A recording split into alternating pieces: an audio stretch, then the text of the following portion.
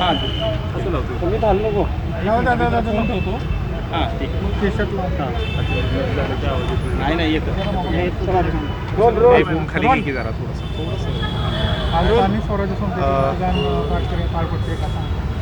आज सातारा सांगली स्थानिक स्वराज्य संस्थेच्या निवडणुकीची प्रक्रिया सुरू झालेली आहे. प्रशासनाने काळजी घेतलेली आहे. मागचा प्रकार होऊ नये याच्या संदर्भात प्रशासन सतर्क दिसते आत्ता तरी, आणि मला वाटतं की मतदानाला सुरुवात झालेली आहे. मला विश्वास आहे की अंतर्मनातून त्या ठिकाणी जाणारे मतदार हे निश्चितपणाने अभयसिंह जगताप यांना विजयी करतील, त्यांना मत देतील, अशा प्रकारचा मला विश्वास आहे. जसं जिल्हा परिषदेमध्ये ऑपरेशन राबवलं गेलं होतं आपल्या त्यात तसंच ऑपरेशन या ठिकाणी राबवलं गेलेलं आहे, देखील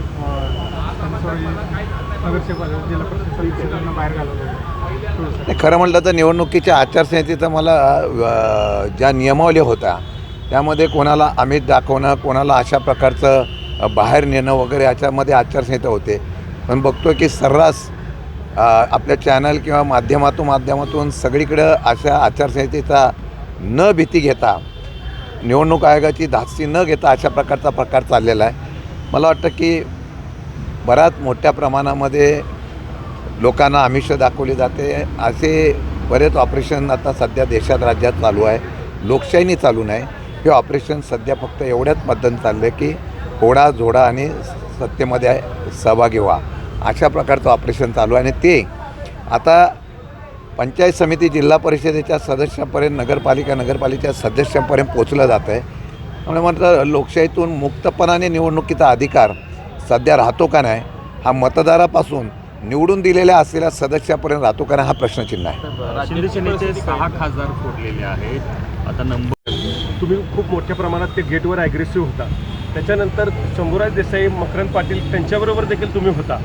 आता परवा दिवशीच शंभूराज देसाई म्हणले की आमची अवस्था म्हणजे येऊ नको तर कुठल्या गाडीत बसू. आता त्यांच्या गाडीत ते स्वतः भाजपच्या बरोबर त्या गाडीत बसलेले जे दिसतात, आता तुमच्याबरोबर ते नाहीत. कसं बघता याच्याकडे? नाही, आता विषय असा आहे की शेवटी ते सरकारमधले प्रतिनिधी आहेत, मंत्री म्हणून आहेत. युती धर्म त्यांनी पाळायचा का नाही पाळायचा हा त्यांचा प्रश्न आहे. पण शंभूराजे देसाईंचा स्वभाव बघितल्यानंतर मला वाटतं की ते मागे मी म्हणालो होतो ते पण शंभूराजे आहेत आणि त्या नावाप्रमाणे ते करतील अशी माझी अपेक्षा आहे. आणि मला वाटतं की ज्यावेळेला स्वाभिमान दिवसतो त्यावेळेला पक्ष बघितला जात नाही, युती धर्म बघितला जात नाही. त्यावेळेला एकच धर्म असतो की आपल्या स्वाभिमानाचा, आणि तशा पद्धतीने तो निर्णय घेतील. जरी मनात इच्छा नसली तरी त्यांना अशा प्रकारची युतीच्या बाबतीमध्ये निर्णय जरी घ्यायला लागला तर मला वाटतं तिथल्या खालच्या सदस्यांनी तशा प्रकारचा निर्णय घ्यावा.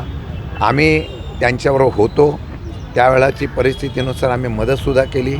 त्या आंदोलनामध्ये, त्या असलेल्या प्रक्रियेमध्ये मी स्वतः सहभागी होतो.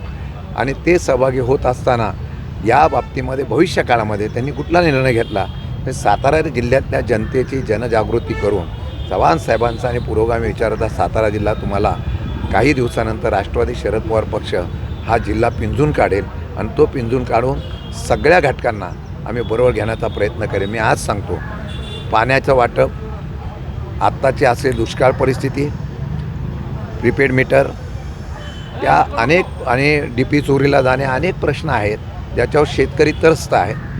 या शेतकऱ्यांच्या प्रश्नाच्या व्यतिरिक्त आता सध्या सरकार फक्त आपलं सत्ता आणण्यासाठी मग्न आहे. त्यामध्ये घोडेबाजार होतो.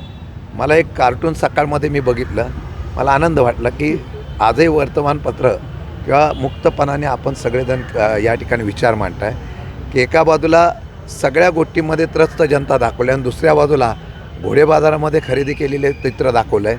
लोकांना हे कळतं आहे तेच पैसे जनतेला वापरले असते तर ही परिस्थिती राहिली नसती. असो, मतदान देणारी जनता आहे. पुढच्या वेळेला मतदान देताना जो विकला जाणार नाही त्याला देण्याचा प्रयत्न करतील. लढली गेली तर कोरेगाव विधानसभा मतदारसंघातील आपले जे मतदार आहेत ते नेमके महायुतीसोबत मतदान करतील की महाविकास आघाडीसोबत? निर्णय काय झालं यासाठी? असं आहे की अजितदादा हयात असताना मला वाटतं की आम्ही ठरवलं होतं महाराष्ट्रामध्ये तशा प्रकारे आमचे सगळे बहुतेक ठिकाणी उमेदवार हे घड्याळावर आम्ही लढवलेले होते. आता त्यांना महायुती का महाविकास आघाडी का काय, हा शेवटी मतदाराच्या स्वातंत्र्याचा विषय आहे. कोरेगाव मतदारसंघातले नव्हे तर महायुतीतल्या लोकांनासुद्धा मी आव्हान केलेलं आहे की युती धर्म पाळण्याचा ठेका फक्त तुम्हीच घेतलेला नाही, युती धर्म पाळला गेला नाही हे दुःख तुमच्या मनामध्ये आहे. मी त्यावेळेला सांगितलं होतं की लोकशाहीच्या माध्यमातून ज्यावेळेला निवडणुका होतात त्यावेळेला महायुतीचाच अध्यक्ष उपाध्यक्ष होत असतानासुद्धा आम्ही पूर्णपणाने सहकार्य त्या उमेदवाराला करण्याचा प्रयत्न केला. मग तुमच्याच मित्रपक्षाने तुम्हाला होऊन दिलं नाही, नव्हे तर तुम्हाला रक्तबंबाळ केलेला आहे. आजही महिला सदस्यांच्या आणि सर्वांच्या मनामध्ये खंत आहे, सल आहे की अशा प्रकारचा सातारामध्ये झालेला प्रकार विसरता कामा नये. मला वाटतं माझे सदस्य जरी घड्याळावर असले ते मला मतदान आमच्या ह्या उमेदवाराला करतीलच, परंतु महायुतीतले सुद्धा मित्रपक्षाचे उमेदवार हे 100% मतदान करतील. एवढंच नव्हे तर भाजपचे सुद्धा काही मतदार आम्हाला निश्चितपणाने मतदान करते, हा माझा विश्वास आहे. झालेलं नेमकं काय नाही, आपण याच्यावर चर्चाच करू नका. असा काय नंबर लागलेला नाही.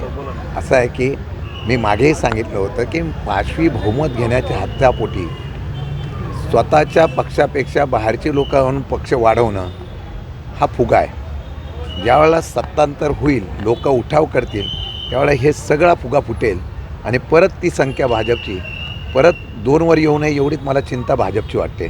कारण जो पक्षासाठी अहोरात्र कष्ट करणारा भाजपचा कार्यकर्ता असतो त्याच्या नशिबी फक्त काय येतं, परंतु मला वाटतं ऑपरेशन होतात, पण जनतेमधली चीड ही तुम्ही घालू शकत नाही. तुम्ही बघितलं असेल काल अशा प्रकारच्या बातम्या आल्यानंतर सामान्य नागरिकांमध्ये ज्या प्रकारची तीव्र भावना आहे, या भावनेचा संकट घेता काही परत फिरण्याच्या मार्गावर आहेत असं मला कळतं आहे. आज मी काय सांगू शकत नाही, तो त्यांचा निर्णय. परंतु आज जर बघितलं तर जनतेच्या मनामध्ये तीव्र प्रकारची नाराजीची भावना आहे. त्याचं प्रतीक हे निश्चितपणाने येणाऱ्या काळामध्ये आपल्याला पाहायला मिळेल. साहेब आता